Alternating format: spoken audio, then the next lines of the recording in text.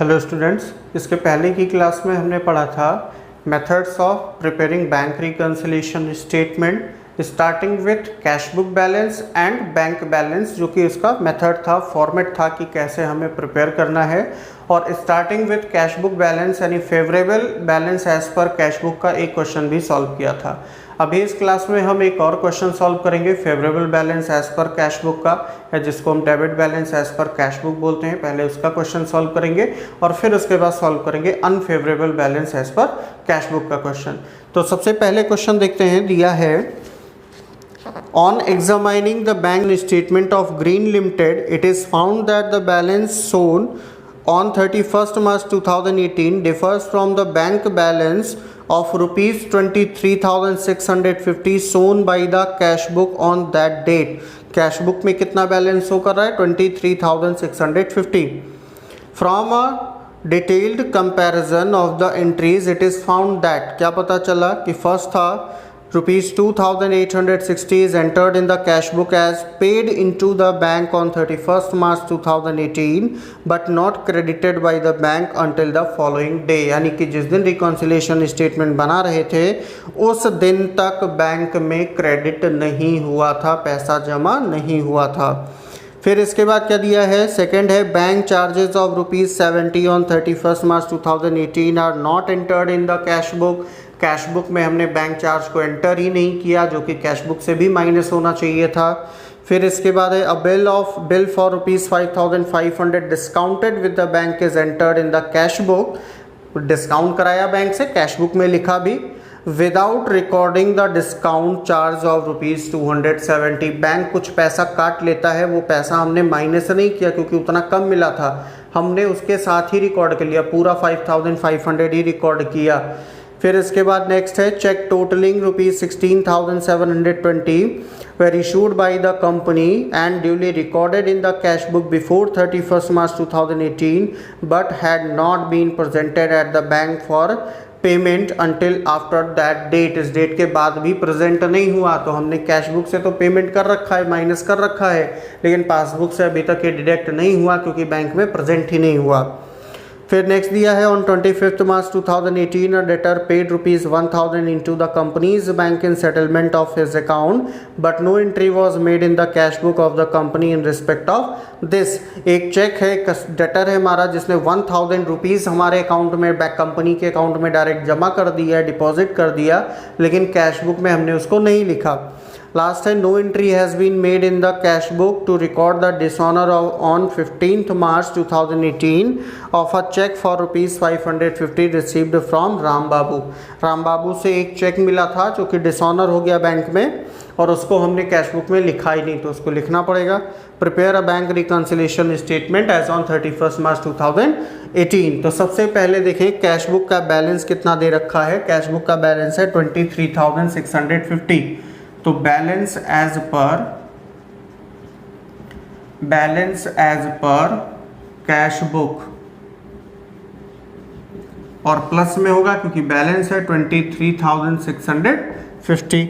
फिर इसके बाद फर्स्ट जो आपको दिया है, फर्स्ट ट्रांजेक्शन क्या है? देखिए ₹2,860 is entered in the cash book as paid into the bank. Cash book में क्या लिखा था कि ₹2,860 बैंक में पेड कर दिया, लेकिन वो बैंक में अभी तक क्रेडिट नहीं हुआ था। ठीक है, तो अमाउंट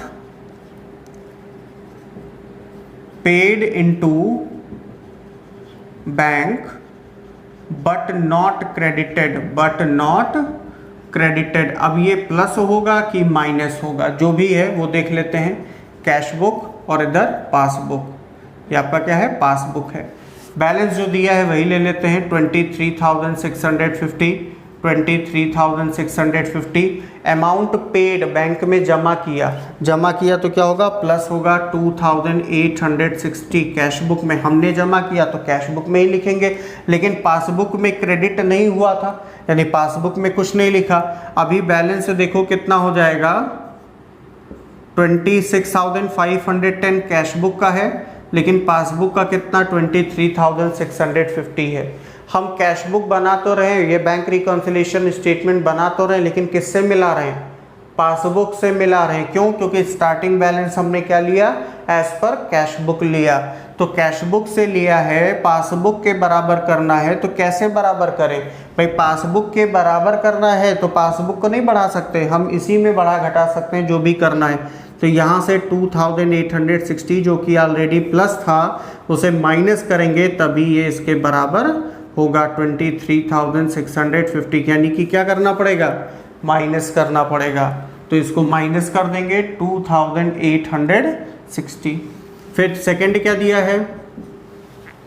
सेकंड दिया है bank charges of ₹70 on 31 March 2018 are not entered in the cash book. तो बैंक चार्ज है, बैंक चार्ज कहाँ से माइनस होता है? पासबुक से माइनस होता है। अब देखो यहाँ पे अगर माइनस किया तो इसका बैलेंस हो गया कम। अब इसके अगर बराबर करना है तो यहाँ भी तो माइनस करेंगे कैश बुक में, तभी तो कैश बुक किसके बराबर होगा? पासबुक के बराबर होगा। तो माइनस कर देंगे। Bank charges not entered in cash book, minus कर देंगे इसको 70 रुपीज। थर्ड क्या दिया है? थर्ड है अ bill for ₹5,500 discounted with the bank is entered in the cash book without recording the discounting charge of ₹270। तो क्या लिखेंगे यहाँ पे? अ bill discounted entered in cash book without recording discounting charge।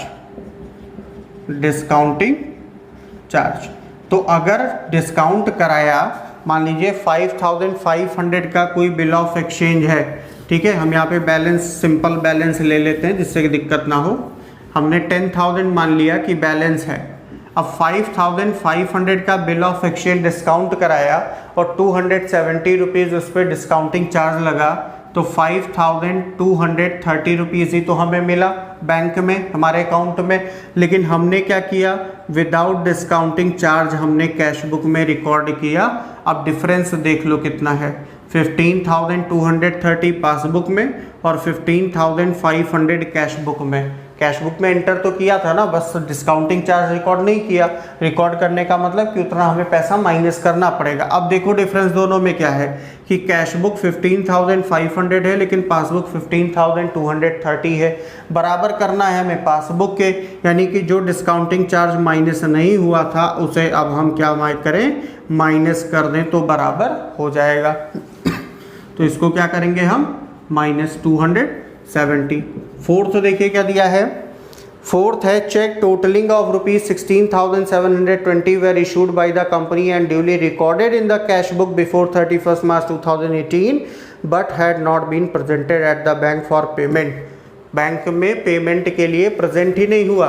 तो चेक अगर हमने इशू कर दिया, मान लीजिए कि कोई भी चेक ले लो, कोई भी एज्यूम कर लो अमाउंट, कि मान लो 2,000 रुपये का चेक अगर हमने इशू कर दिया और कैश बुक में तो रिकॉर्ड किया, मतलब चेक कैश बुक में पेमेंट दिखा दिया, माइनस कर दिया, लेकिन बैंक में प्रेजेंट नहीं हुआ, तो बैंक के बैलेंस पे तो इफेक्ट पड़ेगा नहीं। कैश बुक का बैलेंस आपके 8,000 रह गया लेकिन पासबुक का बैलेंस कितना रह गया? 10,000। तो अब क्या करें कि ये बैलेंस बराबर हो जाए, क्योंकि ये तो हो चुका है ऑलरेडी। तो अब हमें करना क्या है कि जो चेक इशू किया और बैंक में प्रेजेंट नहीं हुआ उसे प्लस कर लें, क्योंकि कैश बुक को किससे मिला रहे? पासबुक से। तो 10,000 यहाँ पे भी और 10,000 यहाँ पे भी बराबर हो गया ना। तो कोई भी चेक अगर इशू किया और प्रेजेंट नहीं हुआ पेमेंट के लिए तो उसे प्लस करना है। Check issued but not presented for payment. Check issued but not presented for payment. कितने का चेक था? ये था 16,720। 16,720। यहाँ पे एग्जाम्पल के बेसिस पे ले रहे हैं क्योंकि अमाउंट थोड़ा जिसमें 20, 10, 30 ऐसे करके आ रहा है ना, तो कन्फ्यूज़न ना हो उसको रिकॉर्ड करते टाइम, जो है समझते टाइम। नेक्स्ट आपको दे रखा है on 25 March 2018 a debtor paid ₹1000 into the company's bank in settlement of his account but no entry was made in the cash book. तो अगर कोई कस्टमर है 1000 रुपये हमारे अकाउंट में डिपॉजिट कर रहा है तो पासबुक का बैलेंस तो 11,000 हो गया, लेकिन कैश बुक में रिकॉर्ड नहीं किया तो कैश बुक का तो जितना पहले था उतना ही रह गया। तो अब बराबर करना है कैश बुक के किसके, पासबुक के। तो क्या करेंगे इसमें हम 1000 रुपीज़ प्लस कर लेंगे, बराबर हो जाएगा। ठीक है, तो अ debtor deposited amount directly into bank account but not entered in cash book, cash book में नहीं लिखा, तो इसको क्या करेंगे हम प्लस कर लेंगे 1000 रुपीज़। फिर देखिए नेक्स्ट क्या दिया है 6 है no entry has been made in the cash book to record the dishonour on 15 March 2018 of a cheque of for ₹5,500 receive from Ram Babu. Cheque dishonour हो गया, तो यहाँ पे क्या लिखेंगे, cheque dishonour but not entered in cash book, cash book में नहीं लिखा तो डिसऑनर हुआ। इसका मतलब क्या हुआ, डिसऑनर का मतलब कि पासबुक से माइनस हुआ, कोई अमाउंट मान लो 1000 का चेक था, डिसऑनर हो गया। ठीक, तो यहाँ पे कितना बचा 9000, लेकिन कैश बुक में कितना है 10000। कैश बुक को पासबुक के बराबर करने के लिए क्या करें 1000 माइनस, तो डिसऑनर हुआ तो 550 रुपीज़ क्या होगा माइनस में होगा।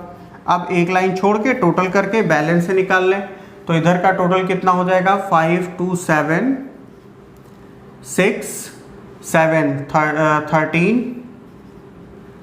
3 1 4 6 10 1 11 2 1 3 और 1 4। इधर भी लिख ले 41,370। अब माइनस का हम टोटल कर लें कहीं अलग, तो कितना हो जाएगा 6 7 13 7 20 5 25 2 2 8 10 2 12 5 17 1 2 और 1 3 3750। डिफरेंस निकाल लो कितना रहा है, तो यहाँ पे कितना बचेगा 2 6 7 3 37,620 किधर कम है माइनस आइटम में कम है, तो 37,620 माइनस आइटम में। और ये क्या हो जाएगा, जब प्लस ज़्यादा होता है तो बैलेंस होता है। ठीक है, बैलेंस या favourable balance as per cash book से स्टार्ट किया था, किसके इक्वल आया, पासबुक के बराबर आया, तो ये हो गया पासबुक के बराबर। अब हम इसके बाद सॉल्व करेंगे unfavourable balance as per cash book का क्वेश्चन। अब हम सॉल्व करेंगे unfavourable balance as per cash book का क्वेश्चन। ठीक है, और इसको देखेंगे कि कैसे सॉल्व होगा। कोई तरीका नहीं बदलेगा, चाहे फेवरेबल बैलेंस हो अनफेवरेबल बैलेंस हो, ऐड क्या होता है लेस क्या होता है तो कैश बुक ही। मैच हमको कराना है पासबुक से ही। ठीक है, बाकी कुछ नहीं बदलेगा, बस जो हम balance as per cash book लिखते थे वो अब अनफेवरेबल की कंडीशन में overdraft as per cash book या unfavourable balance as per cash book लिखेंगे, और सिर्फ उसी के अमाउंट को प्लस आइटम की जगह पे माइनस आइटम में लिखना है, बाकी सब सेम है। तो देखते हैं क्या दिया है।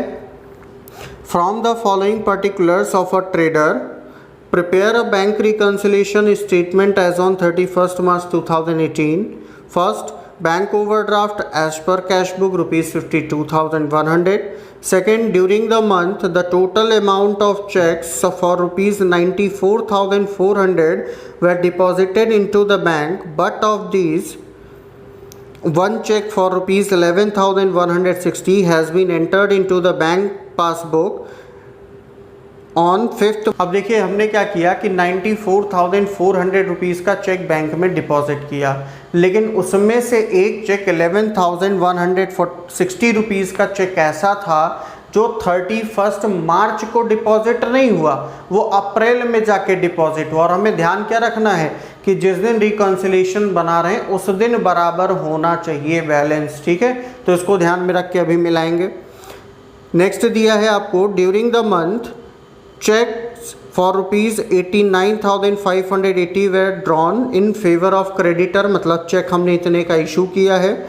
Of them one creditor for rupees 38,580 encashed his cheque on 7 April. लो, इसने मार्च में हमने दिया था, मार्च में रिकॉन्सिलेशन बना रहे हैं, लेकिन इसने अप्रैल में प्रेजेंट किया, तो हम मार्च तक देखेंगे कि बराबर है कि नहीं है। फिर इसके बाद दिया है whereas another for rupees 4,320 have not yet been in cash, और एक ने जो है जिसके पास 4,320 का था उसने इन कैश कराया ही नहीं।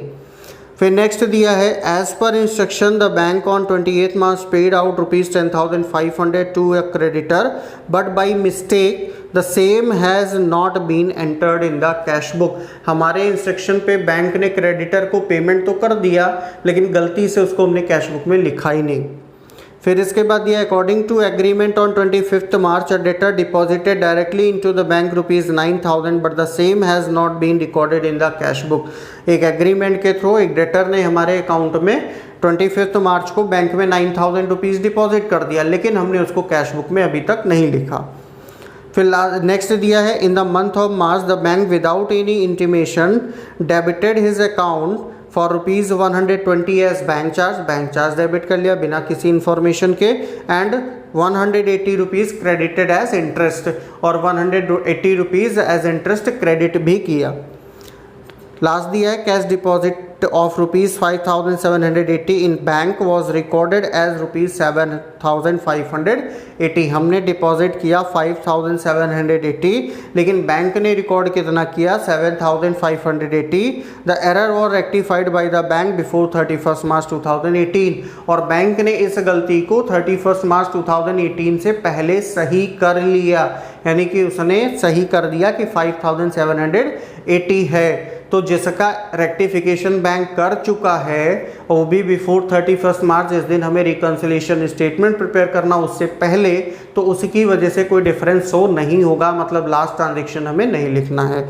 तो बैंक रिकन्सिलेशन स्टेटमेंट बनाएंगे और सबसे पहले लिखेंगे overdraft as per cash book. Overdraft as per cash book. बस इसमें क्या है, इसका बैलेंस माइनस में हो जाएगा 52,100, बाकी चीज़ें सेम है। ठीक है, ये फर्स्ट आपका था, सेकंड से स्टार्ट करेंगे। तो सेकंड आपको क्या दिया था कि एक चेक, अच्छा एक एग्जांपल देखो, जैसे हमने बैलेंस 10,000 ले लिया, वही आसान होगा 10,000। ठीक है, हमने कहा कि 8,000 का हमने एक चेक डिपॉजिट किया बैंक में, हमने डिपॉजिट किया तो हमने यहाँ पे 8,000 लिखा। ठीक, अब हम कह रहे हैं कि 31 मार्च तक हमें प्रिपेयर करना है, 31 मार्च को। अब हमने कहा कि 2,000 रुपीज़ का चेक अप्रैल में क्रेडिट हुआ, 2,000 रुपीज़ का क्रेडिट हुआ अप्रैल में, तो मार्च में क्या हुआ भाई 8,000 हमने डिपॉजिट किया, 8,000 प्लस किया। ठीक है, तो कैश बुक का बैलेंस कितना हो गया 18,000 हो गया। लेकिन बैंक में कितना हुआ था मार्च में, जब वो कह रहा है कि 2,000 अप्रैल में हुआ, इसका मतलब 6,000 तो मार्च में ही हुआ, तो बैंक में कितना प्लस हुआ सब 6,000 रुपीज़ प्लस हुआ, यानी बैंक का बैलेंस कितना है 16,000 रुपीज़ है। तो अब बराबर करने के लिए क्या करेंगे, यहाँ से 2,000 जो अप्रैल में डिपॉजिट हुआ यानी क्रेडिट हुआ उसे माइनस करेंगे, क्योंकि कैश बुक से कर रहे हैं तो कैश बुक में ही प्लस माइनस करेंगे, पासबुक के बराबर करने के लिए तो 2,000 माइनस करना पड़ेगा। ऐसे ही इसने कहा है कि 94,400 रुपीज़ का चेक बैंक में डिपॉजिट किया, लेकिन 11,160 का अप्रैल में क्रेडिट हुआ, मार्च में तो नहीं हुआ ना। तो मार्च में जब बैंक में प्लस नहीं हुआ तो बैंक के बराबर करने के लिए कैश बुक को क्या करना पड़ेगा, माइनस करना पड़ेगा, जितना पैसा डिपॉजिट नहीं हो पाया था। तो check deposited, check deposited but not credited. ठीक, कितना 11,160, 11,160 माइनस हो गया। थर्ड क्या है, थर्ड दिया है during the month cheque for rupees 89,580 were drawn in favour of creditor 89,580 का चेक हमने क्रेडिटर को इशू किया, मतलब हमने कैश बुक से क्या किया, माइनस पूरा कर दिया। लेकिन ये बता रहा है of them one creditor for ₹38,580 encashed his cheque on 7 April. कब इनकैश किया, 7 अप्रैल। और एक क्रेडिटर है 4,320 का जिसने इनकैश किया ही नहीं अभी तक। तो इसका इफेक्ट क्या पड़ा, माइनस तो हुआ नहीं है पासबुक से, तो क्या करेंगे, कैश बुक से तो माइनस कर रखा है इनको भी, तो प्लस कर लेंगे। Check issued but not presented for payment, क्योंकि मार्च में तो प्रेजेंट नहीं हुआ था पेमेंट के लिए ना, अप्रैल में हुआ, तो बट नॉट प्रेजेंटेड लिखेंगे। Check issued but not presented for payment. अब दोनों चेक को ऐड कर लो, तो एक चेक आपका कितने का है, 38,580 का, और दूसरा चेक है 4,320 का। तो ये कितना हो जाएगा, दोनों को प्लस करेंगे और ये प्लस होगा 0, 8 2 10, 5 3 8 1 9, 4 8 12 और 3 42,900 प्लस हो गया। इसके बाद फोर्थ देखिए क्या दिया है, As per instruction, the bank on 28 March paid out ₹10,500 to a creditor, but by mistake the same has not been entered in the cash book. Bank ने पे किया, बैंक से माइनस हुआ, कैश बुक से हुआ नहीं। कैश बुक को passbook के बराबर करना है, बैंक से माइनस है तो कैश से भी माइनस करेंगे तभी तो दोनों बराबर होगा। तो यहाँ पे क्या हो जाएगा, एज पर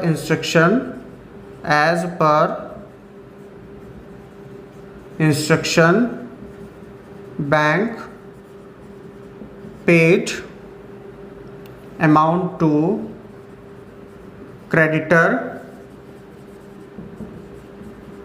but not entered in cash book. कितना, 10,500। फिफ्थ दिया है, according to agreement on 25 March a debtor deposited directly into the bank ₹9,000 but the same has not been recorded in cash book। अब एक कस्टमर है direct हमारे bank में पैसा deposit कर रहा है, तो बैंक में डिपॉजिट किया, बैंक का बैलेंस बढ़ा, लेकिन कैश बुक में एंटर नहीं किया तो कैश बुक का तो बढ़ा नहीं। कैश बुक को पासबुक के बराबर करना है तो कैश बुक में क्या करेंगे, प्लस कर लेंगे। अ डेटर deposited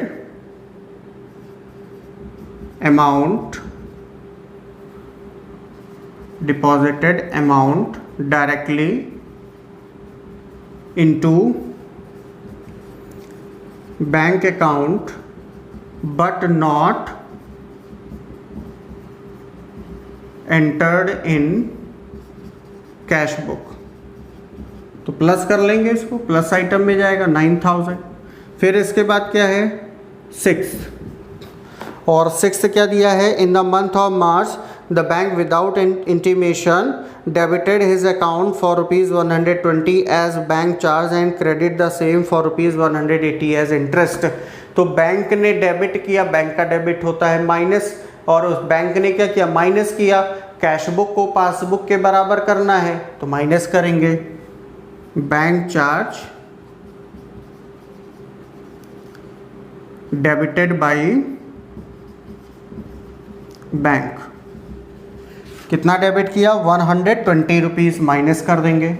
और फिर दिया है कि इंटरेस्ट भी क्रेडिट किया, यानी कि बैंक का क्रेडिट क्या होता है, प्लस होता है। बैंक ने इंटरेस्ट क्रेडिट किया मतलब बैंक में प्लस किया, तो कैश बुक का भी बैलेंस बढ़ाएंगे, प्लस करेंगे तभी तो पासबुक के बराबर होगा। तो इंटरेस्ट क्रेडिटेड बाय